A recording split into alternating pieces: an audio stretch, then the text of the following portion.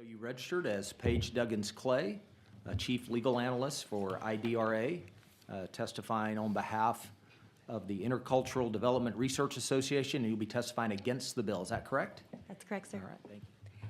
Thanks, Chair Buckley, members. Thanks so much for having me today. My name is Paige Duggins-Clay. I have the immense privilege of being the Chief Legal Analyst at IDRA, a nonprofit, nonpartisan civil rights organization dedicated to equal educational opportunity for all students through strong public schools.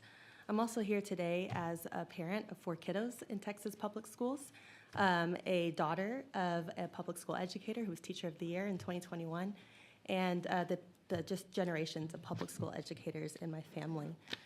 IDRA opposes House Bill 3 because it does create a constitutionally inefficient and inadequate educational program that will almost certainly have a discriminatory impact on our state's most historically underserved and vulnerable student populations.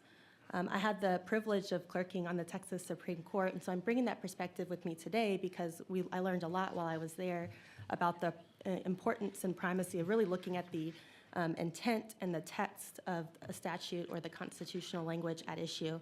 And so I come this afternoon now with some words of wisdom. I think I'll start with from those that preceded you, the founding fathers of Texas.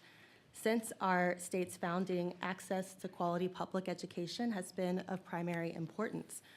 For example, in our 1836 Declaration of Independence from Mexico, Texans boldly proclaimed that public schools are vital because, quote, unless the people are educated and enlightened, it is idle to expect the continuance of civil liberty or self-governance.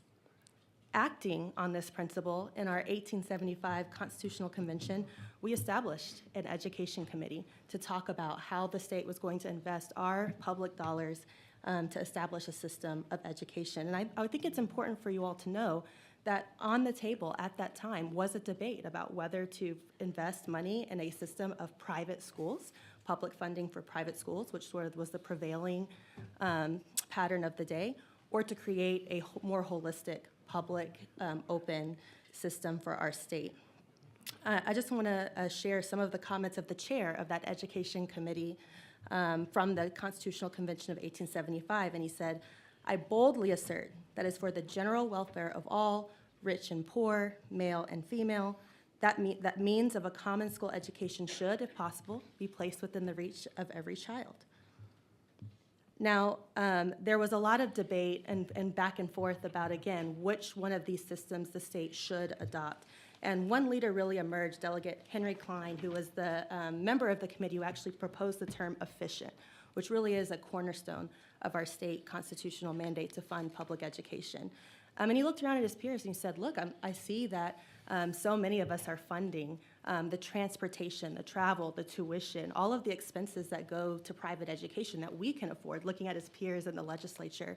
And if we just took that money and invested it in our state, we could all have a great education system. So I'm paraphrasing his, but I put the quote there. I thought that was really important to acknowledge. And again, his peers on that committee expressly rejected the idea that we should be funding a private system of education, a publicly funded system of private education. The debate of 1875 resulted in our current constitutional clause around the public education, a general diffusion of knowledge being essential to the preservation of the liberties and rights of the people, invoking our Declaration of Independence. It shall be the duty of the legislature to establish and make suitable provision for the support and maintenance of our efficient system of public schools. Now, I want to note that Section 1 of this bill expressly invokes this constitutional duty in establishing the purpose. And so we are saying as a body that we are undertaking this new effort to fulfill that constitutional mandate, yet Texas courts have rejected this idea, and courts across the country have done so as well. And the reason for that is fairly simple. We can't create conflicting, multiple ways of addressing this constitutional mandate. There's well-settled Texas constitutional law that talks about how once the Constitution or a statute has expressly established a duty or a right or a means of doing it, we can't then do something that is the opposite And I'm happy to talk a little bit more about that case law if that's an interest. Ultimately, Article 7, Section 1 is not just an aspirational statement. It is a carefully crafted, built on hours of debate, and it has a clear framework for providing an adequate, efficient, equitable public school funding system. I know I'm at the end of my time. There was a lot of debate earlier and questions about how this bill might create and have a discriminatory impact.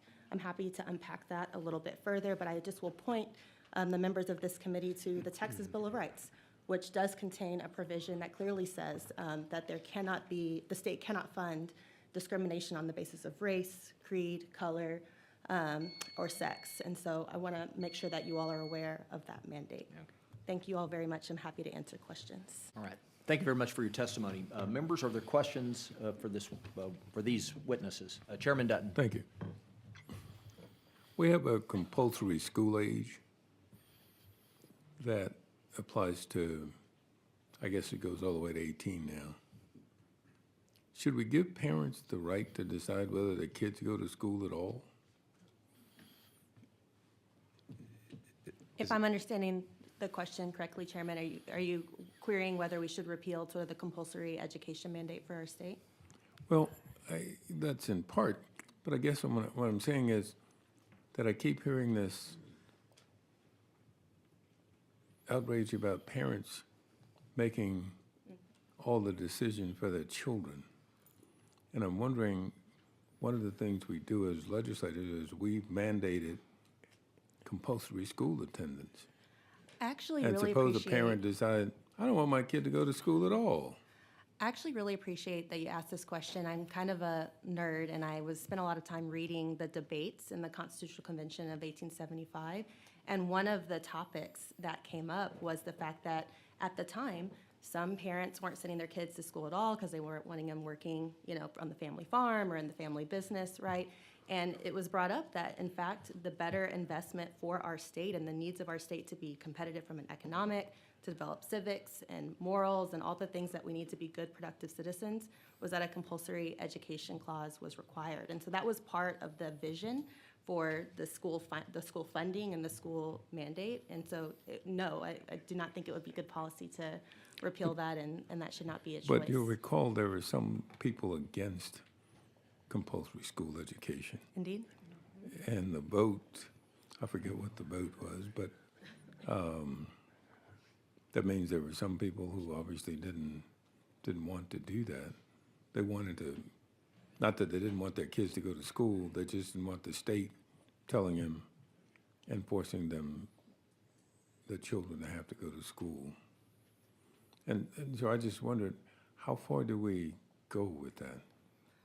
Well, I think where I'm going with that is, and it's a point that's been made, is that there is a lot of choice, right? To the extent that a parent doesn't want the state educating their child, they have many choices. They can homeschool the child, they can pick a private school, right? And so we already have a But they lot can't of choose no options. school. That's true, that's correct. That's the only thing they can't choose. And that's good policy. We don't want to be, in the business of incentivizing or allowing sort of our youngest, most vulnerable Texans to not have the right and the ability to raise their lot in life through education. Well, I just raised it because I just wonder what are the limits to granting certain rights to parents over their children? It's a fair question, sir. All right, thank you, Mr. Chairman. Okay. Representative Tallarico. Thank you, Mr. Chairman. Thank you both for being here. And thank you for the constitutional perspective. I feel like sometimes that's lost in this discussion. And also just, I think most of us in this room know, but the Texas Declaration of Independence also cited public education as a primary reason for that revolution against the Mexican government. It said, the Mexican government has failed to establish any public system of education, although possessed of almost boundless resources. Sounds a little familiar Yeah, that's today. true.